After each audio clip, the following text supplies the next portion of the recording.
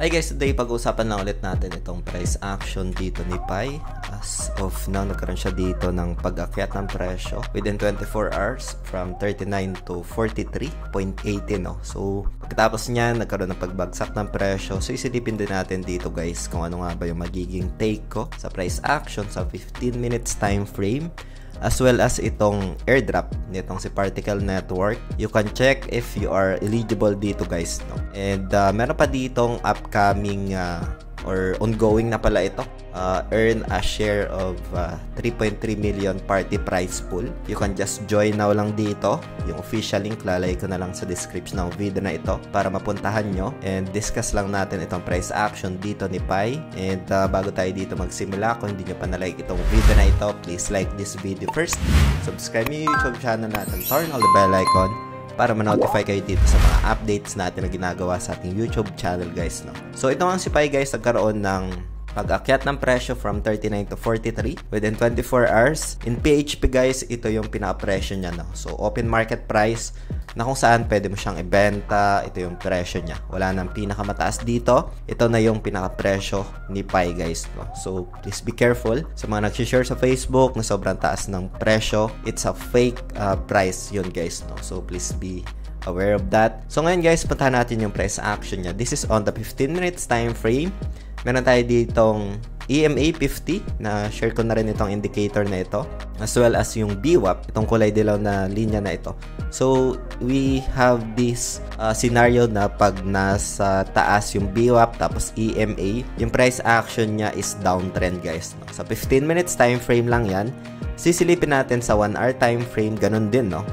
4 hours time frame, oops, nawala na, andun sa taas. So this is basically on the downtrend guys, no? And if we also add dito ng resistance trend line, ayan, so na-reject na naman siya dito.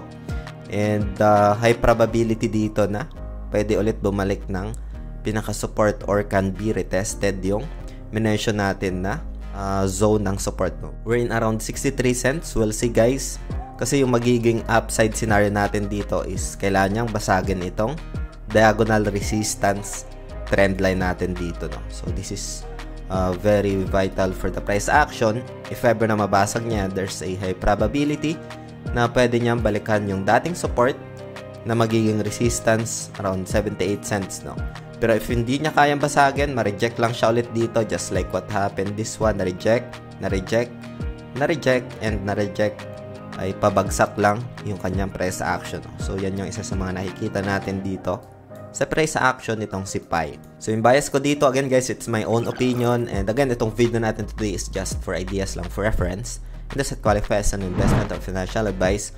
Hope you get some insights dito, updates, and I'm just sharing my experience dito. So yun, as mentioned, yung pinaka-bias ko dito is that if ever man magkaroon pa ito ng pagbagsak ng presyo, kung sakali man na tumuloy ito sa downside, pwede pa niyang i-reach yung 63 cents or dito muna siya sa 68 cents, which is previous support guys, no? So yan yung isa sa mga tinitingnan ko dito na probabilities right now for Pi, no? So ngayon, meron ditong ongoing campaign. Pwede kayong mag-join. So you can just join now.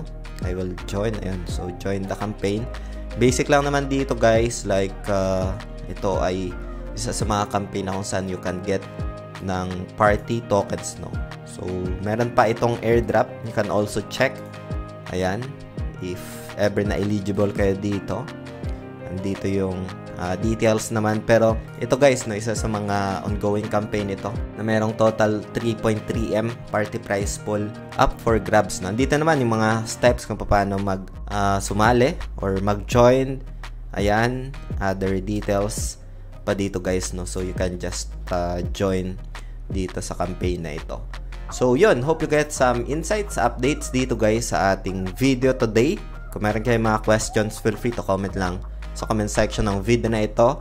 Meron tayong mga pina-farm na airdrop, lalay ko na lang dito guys sa screen, and see you sa video na yan. Maraming salamat ulit sa panunood. Ingat tayong lahat. Peace out. Bye for now.